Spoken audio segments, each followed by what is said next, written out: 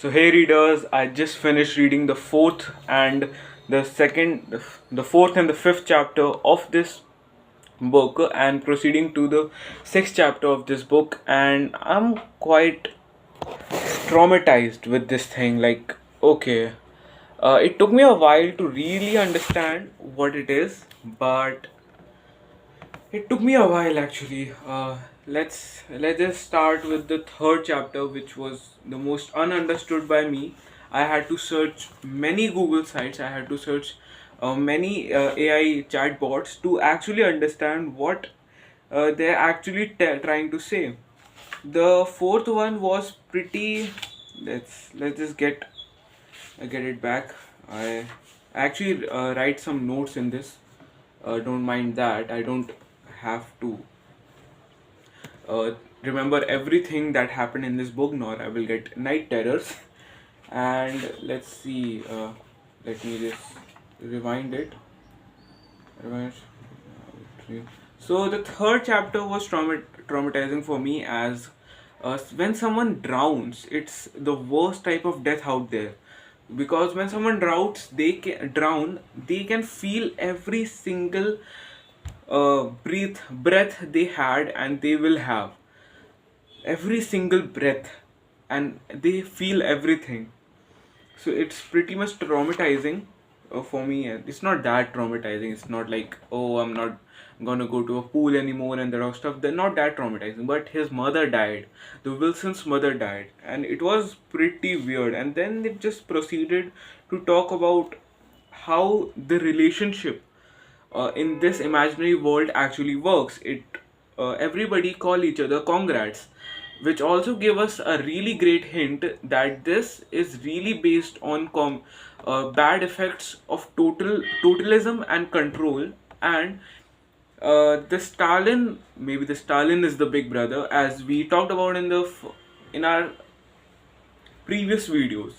So let's come to the fourth chapter, because this chapter just talks about how relationship works mainly. And the fourth chapter was, I don't even remember how that just flashed in front of my eyes. It was more like the Wilson just go into and how the media works in this whole imaginary world. So it was pretty basic. The Mr. Orwell actually just described everything to make the reader know that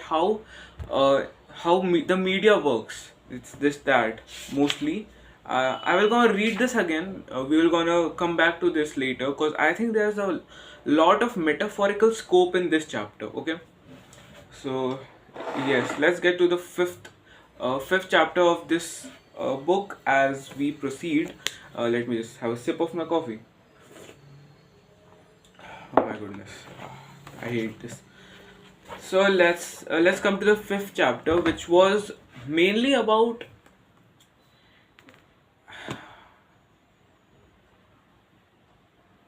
It wasn't mainly about nothing actually. It was like the guy, the Wilson comes to from a dark place.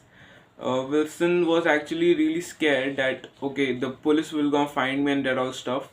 So yes, he comes to the free market, and then he comes to a canteen.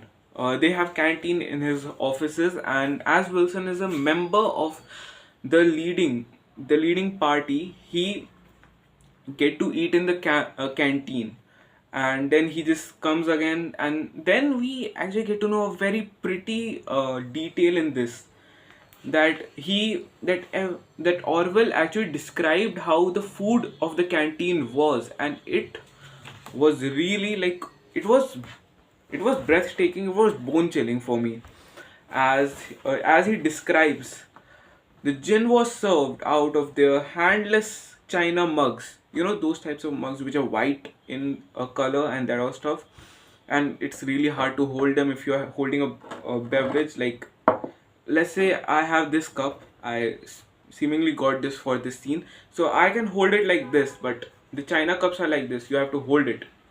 And now you are burning because it's filled with gin or some other kind of beverages, warm, but Jin wasn't, so it must be not that bad. They threaded their own, they threaded their way across the crowded room and unpacked the tray. So they just took out the tray, unpacked the tray. The metal tapped. It was made by a single sheet of metal, so it was really cheap. Actually, they're trying to describe the cheap quality of the cutlery, and the pool of stew, filthy liquid mess. Stew is a kind of, I actually never had stew in my life. I just had a lot of soups and that all stuff. Yes, so the filthy liquid mess that appears to be vomit. So he actually describes it like this, and then he describes that it was oily, tasteless. His eyes were tearing as he was eating this and that all stuff, and then he just eats and stew.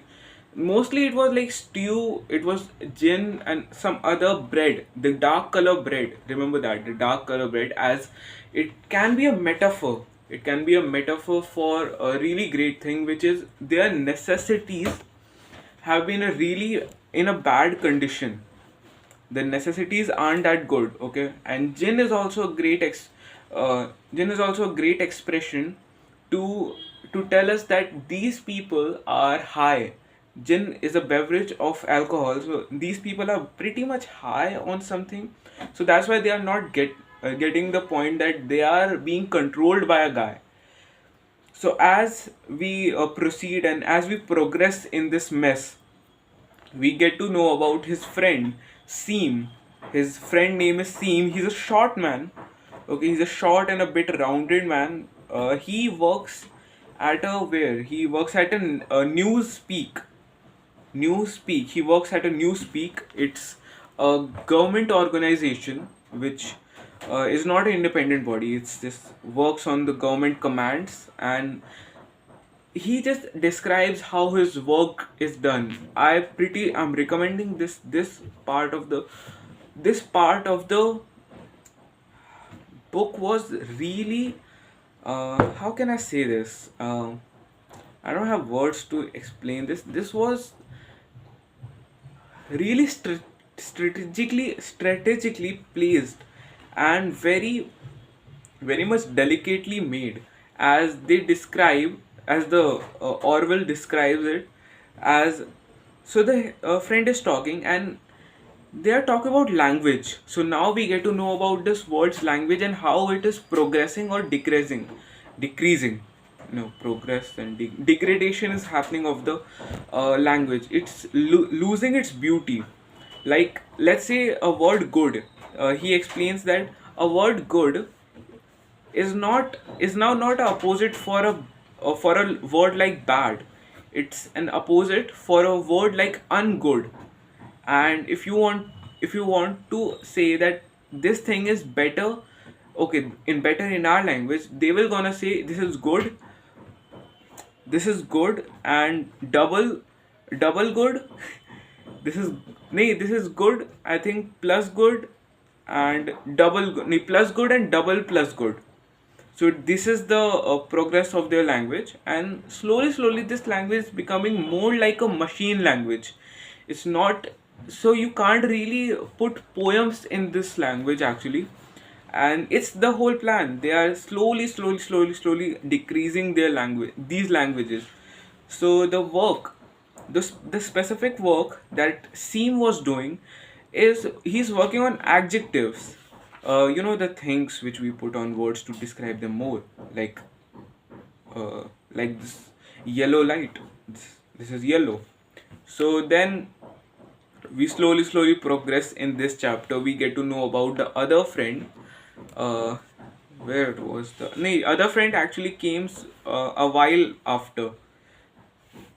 He just described how, so they were also talking about this thing called the some execution occurred in third or second chapter, which Wilson didn't watch. He did not want to watch this kind of monstrosity in front of him, so he just didn't watch. So he asked him, why didn't you watch? Why did what happened? And that and that and that and that and that and that.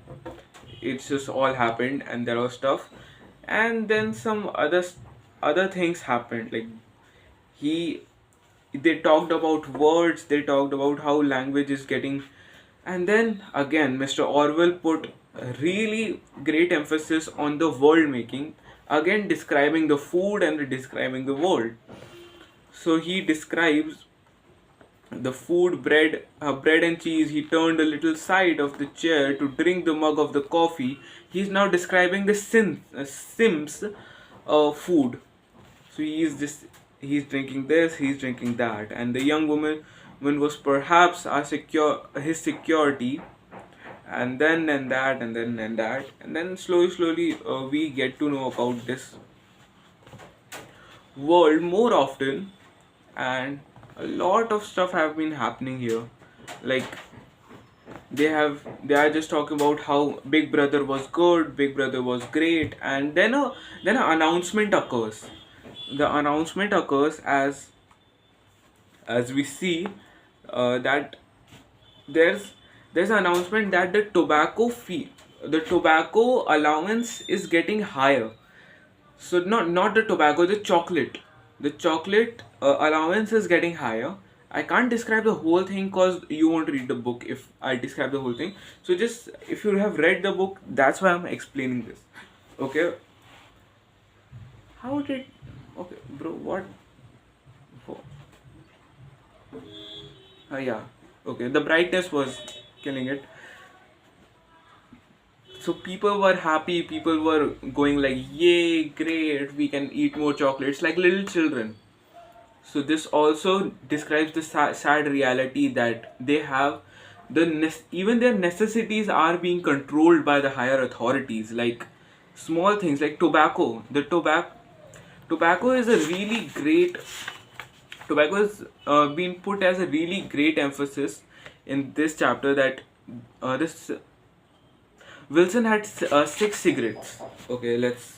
Wilson had 6 cigarettes. He smoked the two. Now he only have four, and some days after he can have more cigarettes because there's an allowance for a week that he will gonna just take this much of tobacco in this week. It's good. It's practical, but is it the freedom? I don't think so. So yes, and then their friend came. He also talked about his name is Big Boy for some reason. The old boy, yes. And then they okay, it's and then they proceed to talk about a lot of stuff, and we also get to know about a new kind of crime in this chapter, which is nevertheless that okay, I need to describe this whole thing as well. So as they were celebrating that, oh, we get more chocolates, then the Wilson wasn't happy. Wilson was like, okay, I'm gonna sit here and I'm gonna just be like this. So he actually committed a crime that so he committed the face crime. The face crime is just if you don't get happy with the things that your government makes, you will get punished, and they don't know how much, they just make the rules. So yes, I think it's made by the Ministry of Love. Yeah, pretty irony, pretty pretty ironic. So yeah, so it works like this. They worked out, and yeah, that's the whole chapter. And the sixth chapter is pretty okay. Now in this whole fourth chapter, they described how much regulated are they and what are their future plans. The future plans are to make the language as practical as possible. So the fewer words, the easier instructions, the more the people can work in this, and people won't be able to describe what they are feeling. That's also a great way of what to say, making people go down. Not that down, they just go like uh, they can't really describe what they are feeling. Then they will go to doctor, and then they will like, okay, I'm feeling this way, I should not feel this way, and that all stuff will gonna occur. So it's pretty much like this, and the thing is, this whole chapter just revolves around those two guys, Wilson and his friend sign, and they were just sitting in a canteen. In the whole chapter, we read about how the canteen was. It was like a jail. Okay, so it was a really small room where a lot of people was there. It was like a overcrowded jail. The food wasn't good, nothing was good, but they don't know the better things, so they just like, yeah, it's good. And yes, that's the whole gist of the chapter. And I actually not read the whole chapter of sixth, but it's more about some unwanting desire of an animal to reproduce. So it's about that. So we will gonna get this chapter in the further videos. I will make the further, I will read and may be able to describe it. But yeah, these three chapters, the five, three, four, no, these two chapters, four and five, the three and five, was really remarkably weird. The fourth one was weird. You just described the media, but the third one actually describes the mental state of a protagonist, and the fifth one described the plans and the condition people are living in. So yeah, that's the whole gist of these two chapters. And goodbye. We will gonna meet in our next video, and we will gonna talk about the sixth chapter. It's fairly interesting. Like this book is interesting itself, but the sixth chapter is not that interesting. It's just so barbaric that it just made me think that, okay, where they are going, and what was Orwell thinking before making this. And yes, that's the whole gist of these three chapters. Let's meet in another video.